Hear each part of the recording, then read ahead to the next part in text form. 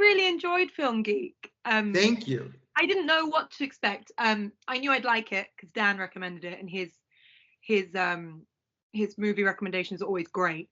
But I really didn't know what to expect. So I think perhaps before we jump into maybe the technical, I'd love to know how long you've wanted to make that film. Well, that's a good question. You know, I've been thinking about it for a while. Just it's been a running joke about the memory I have of movies I saw when I was 14 compared to what I did last week. And for a while, I've been trying to, sort of sort that out.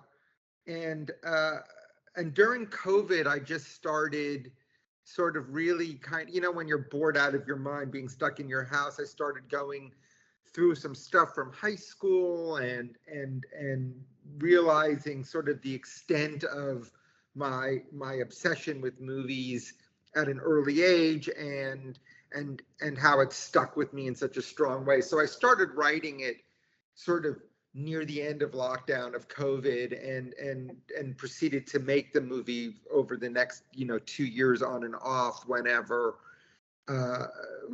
because there was no money to make the movie. I was basically editing the movie with a buddy of mine remotely. So whenever he had a job, we took a break, or whenever I had a job, we took a break, and then we came back to it. And because the movie is, it's very autobiographical, and it turned out to be far tougher in a way to sort of write than I had initially imagined.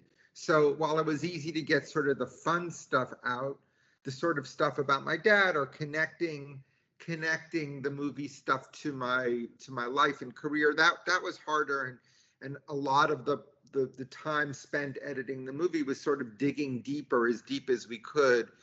I'm not a famous director, so it would be one thing if it was, someone like Paul Thomas Anderson, where everyone's sort of like very excited to see what influenced him, or Sofia Coppola, or any filmmaker you might have heard of. For me, it's slightly different. So in a way, I was just making the movie for myself. Can I sort of kick the tires of my career and kick the tires of my life and see some connectivity? I mean, that was going to be, I think, a little bit of a follow-on question was going to be how, because for me it was a film about the movies of your youth, so to speak, but it was also hugely about that father-son relationship. And I guess I wondered how much of that you knew was going to come through, and how much caught you by surprise, because it feels to me to be a very personal film, and I don't know how, sort of now on the other side of having made it, how, or during it, how you felt about that being out there, or if it was quite cathartic in a way. Was it a surprise, or did you think that would come out naturally? Well, as I was editing the movie, I was showing the movie to people and getting some responses. And I worked on the show Girls for 6 seasons, and one of the producers of the show is Judd Apatow. And Judd produces a lot of documentaries and loves documentaries. So he was very helpful, but his main note was like, you just got to dig deeper. You got to be more personal. That you're so much of the process was to try and open up in a way that weirdly I had not done before, because obviously, when you write movies, and there's a part of your personality is there, but it's not necessarily just exposed like it is in a documentary. Oh, yeah. So it was, but one of the great things was that, we were making, again, it was me and Adam Lichtenstein who edited the movie. It was just us on FaceTime while I could see his computer screen on my computer. And so I was rewriting daily and just recording it into my phone and sending it to him, and it would we were able to like work very creatively in technology. So Adam would be just like, this moment isn't hitting hard enough, and I could just sort of rewrite it, record it, and do it as fast as technology would allow. So as we kept doing it, we kept realizing, that the movie was getting more interesting you know, my dad was a complicated guy. I loved him very much, but he was a complicated guy. And it was only near the end of editing that I really realized how many characters in my career that as a writer, director, like, you know, Pierce's character in The Matador, Jude Law and Dom Hemingway, these sort of scoundrel type men were based in many ways on my dad. And that took almost the entire process of putting this documentary together before I was like, oh, right, duh, Okay. you know, like. He's there. Yeah, exactly. Yeah. So, and in terms of when you say writing it, did you started with the voiceover? I just started writing, you know, and recording, and I was actually I live in Los Angeles and New York, but I was in Toronto prepping for an episode of The Handmaid's Tale, and this was sort of December 2020, and so I was in a 2-week quarantine in Toronto by myself, and during the day I was prepping Handmaid's Tale virtually, but at night there was really nothing to do. I couldn't leave the apartment, and so I started writing and recording. And so by the time my Toronto experience was done, I had about 2 hours of rambling. And so I just sent it to Adam, and I'm like, just start putting this into the Avid and let's see what we can come up with. So that was the beginning of the rather long process to actually refine it. We ended up using over 200 movies that I had seen as a kid, and you know, we were sort of illegally ripping them off the internet, and you know, and quite frankly, this documentary can only be seen in theaters. It will never stream anywhere because Of the you know, right? of all the rights issues and stuff like that. So I'm obviously always thankful when people have wanted to screen it, because it is a movie that, and I've actually tried to go to every screening of the movie. So this one is actually one I'm not going to be able to attend, because I'm like, you know, this is a personal thing here. You know, I'm risking jail by showing it. So let's, you know, I would like to be there. It's great. I have to say as well, we've got we personally at King Street have a season for the 80s coming up, and in particular the ones that stood out to me, we've got Blue Velvet and Diva playing. So it was really nice to see those pop through in your film. It was sort of, it will be a nice precursor to it. It's lovely. I could have kept, you know, the movie is really about from basically age, you know, 6 to 18 when I finished high school. And obviously, like, I could have just kept going to make a 20-hour epic. I can talk about every movie I've seen, and the stories of my father just got weirder and weirder as he got older and older. So it could have kept going. So I had to limit myself very much to, you know, and so the 80s ends actually in 83 when the documentary ends, as opposed to like a lot of the other movies that I loved in the 80s that I saw. You know, there was just in New York at Film Forum, there was a full Out of the 80s festival that was inspired by my documentary, and I worked with them to help program some of the movies in it, and not only movies that were featured in my documentary, but movies that I loved during that period. But for the purposes of Film Geek, it really was about just what it was like at that moment. And quite frankly, the memories I have of going to the movies in high school are the strongest I have of anything in my life. I don't know what my strongest memories would be, you know. I'm not sure. Quite a deep question to think about, actually. Exactly. Yeah. And so in terms of because the way that each of the segments and clips have been used are really striking. I love the pace of it, particularly that the first 15 minutes. It's set up perfectly. I knew exactly what I was in and where I was. I don't know how I would describe it, but I knew where I was now for the next couple of hours, and I knew what world we were living in. So the pacing particularly was really impressive. And I guess, how much did you edit sections from films in isolation? Or was it quite an organic process? How would you describe piecing together? Were there moments where you had to step away because you wanted certain bits from films in there that maybe wouldn't work, or particular shots? Well, you know, the original cut of the movie was probably like a half hour longer than what is, you know, we removed huge swaths of things from the film because, you know, being obsessed with movies, but growing up in New York City in the 70s and 80s, like I saw a huge amount of theater, and a lot of the movie actors that I like loved were also in theater. So there was a whole section on theater that I just sort of like removed. You know, it was there.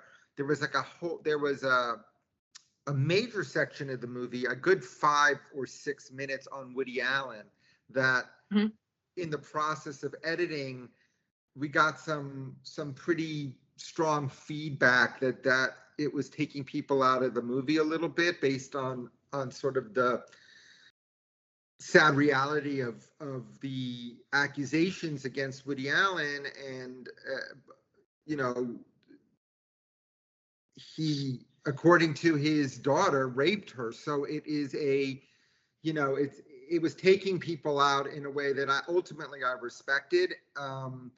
And you know, obviously it was a tricky slope because there's so many things from that era that are politically tough, and violence against women in De Palma movies and all sorts of stuff. But that particularly, to remove people from a movie that was about the joy of going to movies seemed like a problem. So we lifted that 5 minutes. So there were sections that definitely changed. And you know, I like to show my films to as many people as possible when I'm editing them, to get as much feedback as possible. And sometimes I agree with the feedback and sometimes I don't.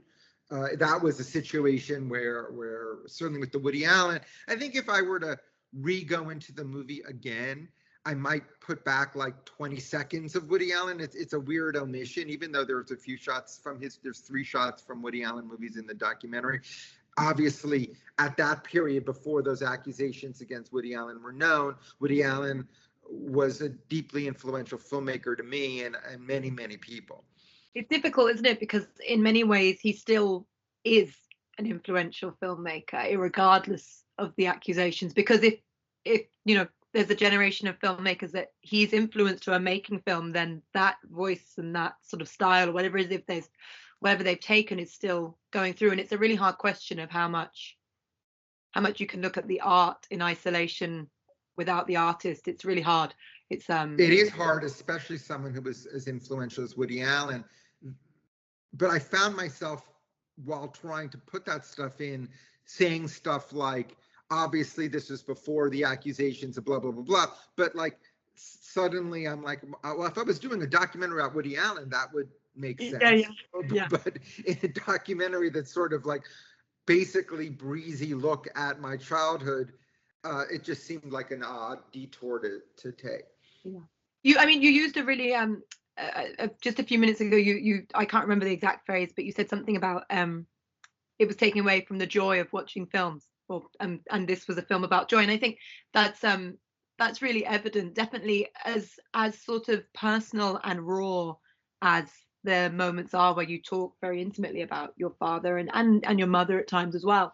The whole film still had a very joyous aspect. It was a very positive way of looking at that era and the fun of going to the films. I thought it was really infectious. I really enjoyed it. So did my dog over here, Bugsy Malone, actually, is his name. Oh, I love that. He wants to get out of the room, so hold on. I'm just going to open the door thing. for him. You want to get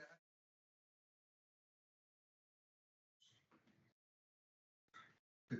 He may come back. And he's back. He wants a cameo. That's what he wants. He does. He clearly does. Well, you know, during COVID, he was around during the editing of the whole movie, so he has many opinions on the cut of the film. Does he travel everywhere with you? No. He's LA based. Yeah. So that's another thing I guess I'd be interested in, because obviously New York was hugely influential as the background of your childhood and sort of your first movie going experiences. Do you miss it when you're not there? Do you find you need to go back? Do you get a different energy from being in LA or Toronto or wherever you are? I travel a lot for work, I'm in New York a huge amount. My mom is still there, and my stepdaughter goes to college on the East Coast. So and I work in New York a lot. Mm-hmm. I'm a New Yorker who likes Los Angeles, but I also New York is in my DNA, and it was such a part of who I am. A lot of the energy I have, a lot of the personality, both good and bad, comes from my being raised in New York City. But this was fun to make this documentary because it did bring me back. We made a point of not using any archival footage. We only used footage of New York that appeared in the movies that I saw during that period. So we were able to, by intercutting a lot of different movies, get a sense of the energy of New York City.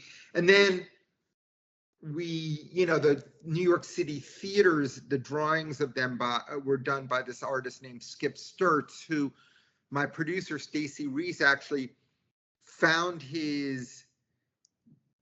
He was is an architectural artist and draws houses, and he's a retired businessman, and he just draws houses.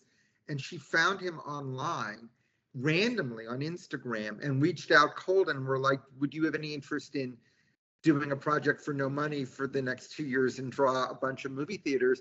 And he's like, I'm retired. Yeah, that sounds super fun. But his level of research was incredible. He really, because there's not a lot of photographs of a lot of these theaters that are gone, and the ones that exist were terrible. So at first we were like, well, maybe we should use these photos, but they never captured what the theaters really felt like, and they were always showing the wrong movies or the wrong year.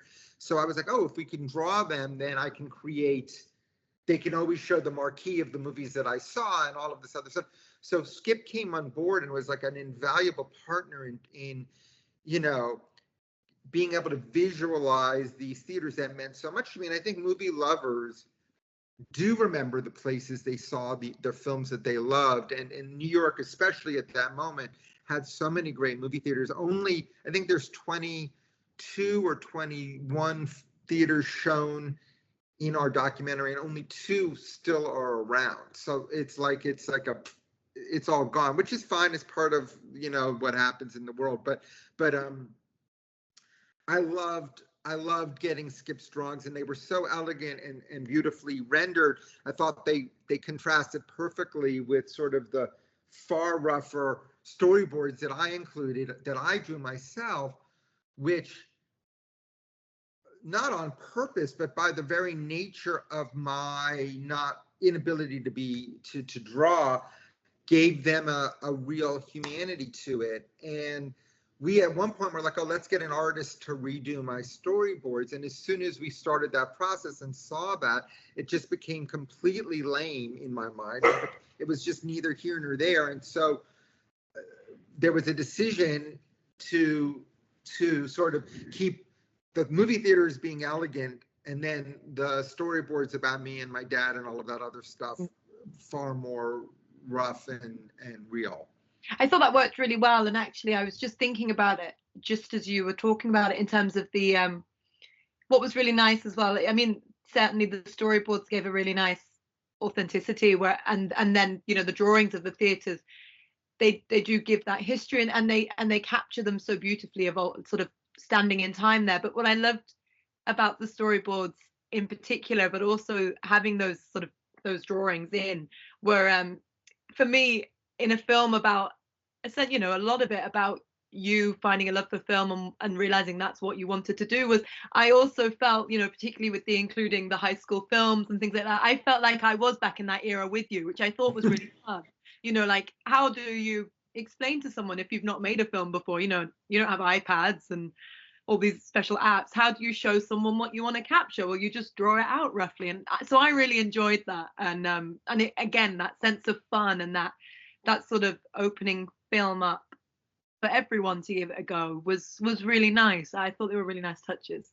It was trying to get, it was interesting because the movie is not, it's not me giving an examination of cinema as a 59-year-old person. It's trying to get into the head of a kid who loved movies and loved his dad and was influenced by his dad. And so it was a tricky path to think. It's not like so the storyboards do have, that's, by the way, how I draw storyboards for when I do my own work.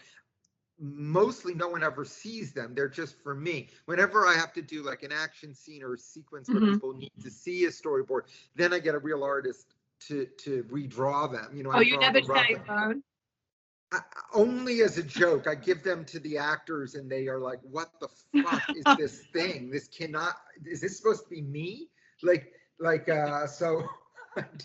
I do it as a parting gift, but it is, no one really needs to see them other than, in this case. In terms of, I suppose, making, I maybe it's slightly different because you're working, I imagine, around other work. When you work on documentaries, because your credits are quite split, you've done quite a lot of documentaries as well, or a fair few. Do you miss working with actors? Well, honestly, Sophia, I've only done 2 documentaries. I did a documentary short on John Cazale, who played Fredo in The Godfather, called I Knew It Was You, Rediscovering John Cazale. I did that for HBO about 13 years ago, and that was the first documentary I ever did. And this is only the second documentary I've ever made. I mostly work in television or indie features, so I'm working with actors all the time.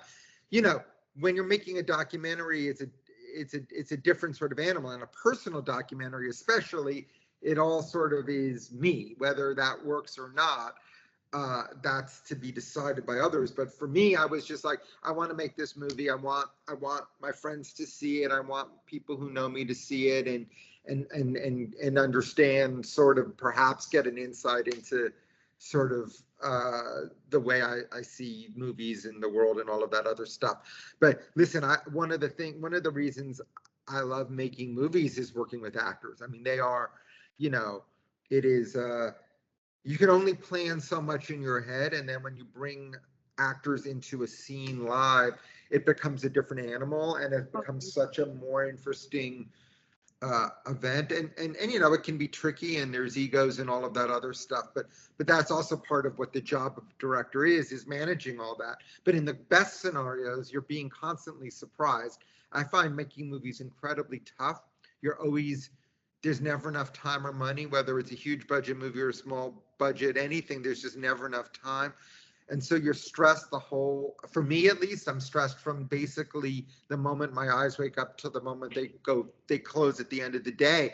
And the only time that I'm truly like in a pleasure zone is between action and cut, because then in between action and cut, that's when the actors are doing it and you're like, oh my God, look, what the hell is this? This is so interesting. And sometimes it's not, and you have to figure ways to make it, but it's what all that work is for, and so, and I've been very blessed to have worked with so many good actors and have had so many great experiences, but I think that also comes from the fact that I just love what they do, and I also acknowledge that I can't do what they do. I can't act. I'm a terrible actor, but I can sort of as a director, hopefully bring out the best, put them in a situation where they can do their best work.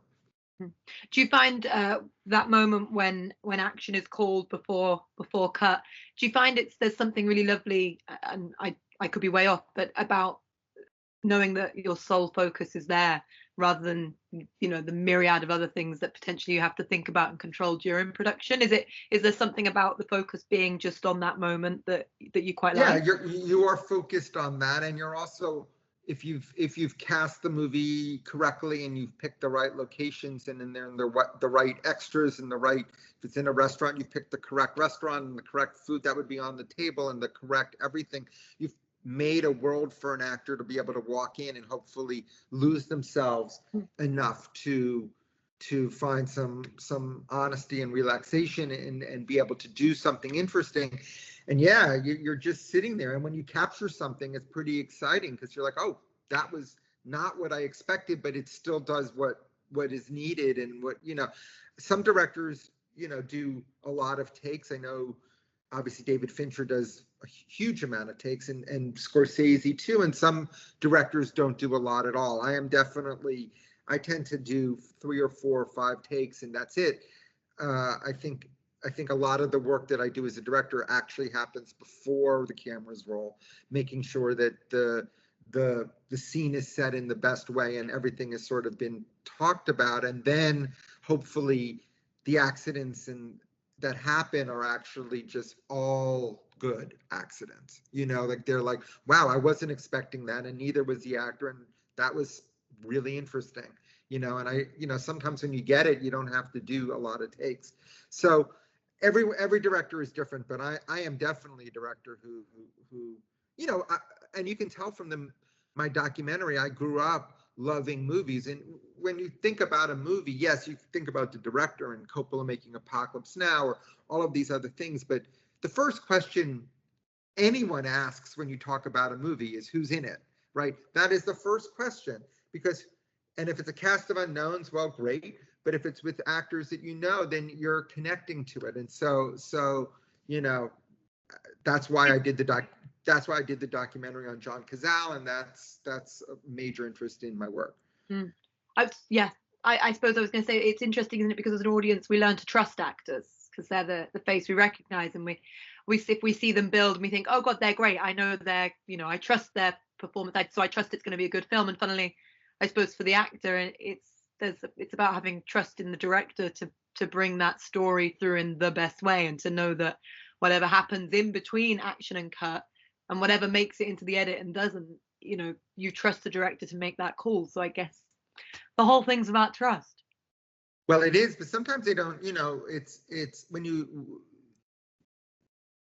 a lot of times the worst behavior by actors on a movie set comes from an insecurity, both of themselves and also of whether they believe that the filmmakers know make the best decisions. I mean, in editing, you can severely destroy a performance or severely help a performance, and so it's unlike theater, in which the actor is basically the final arbiter of what the audience sees. In film, the director or producer, if it's television, is the final arbiter of what the audience sees, and so you have to have some level of trust. And I think that's one of the reasons you see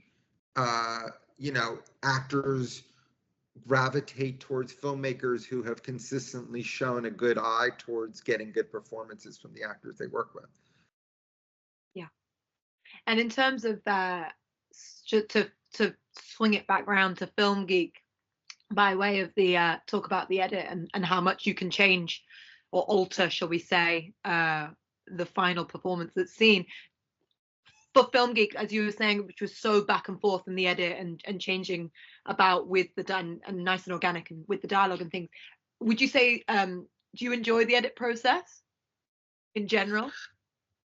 Well, I mean, listen, in a documentary, the whole movie is made in the edit process. There's no script necessarily. You're going off of different things.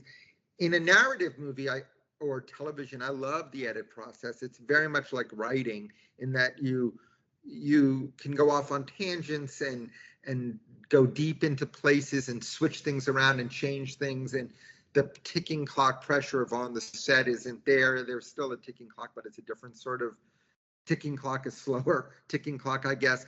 I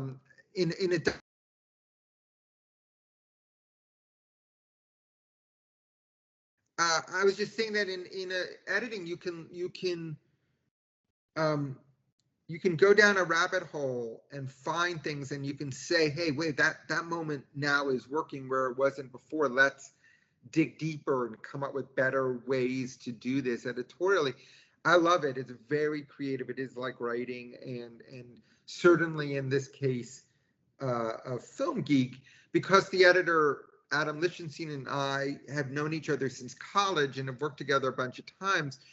I knew that Adam was also a film geek, and so a lot of the fun of it was like, oh my God, well, we need a shot of, I'm talking about my dad, how he loaned me money, and wanted money in a paper bag. Is there a movie where someone's holding a paper bag? And Adam would be like, well, in Thief, James Caan's holding a paper bag when and I'm like, oh, right, that's great. And so suddenly we find a clip, and then, you know, that sort of energy of in this movie was super fun, because our references, everything in our edit bay were these 200 plus movies I saw as a kid. Yeah, the Avid bins must have been huge. Yeah, exactly. Yeah, a lot of stuff. Okay, I have one final Film Geek question. Fair enough. So, I know you spoke in the film briefly about, well, you spoke a lot about obviously the dad, and you mentioned that you wish that he'd been able to see some of your. So my question is, would you like him to have seen this one? I think that's a good question. I think he would have liked it. I think that, you know, he was always very honest about my work, so he probably would have had some thoughts. I think if my dad was alive, and cogent, I don't know if I would have been able to make the movie quite the way that I did. But my dad was a movie lover at the end of the day, so I think he would have liked a huge swath of this. It probably would have embarrassed him a little, anything too personal.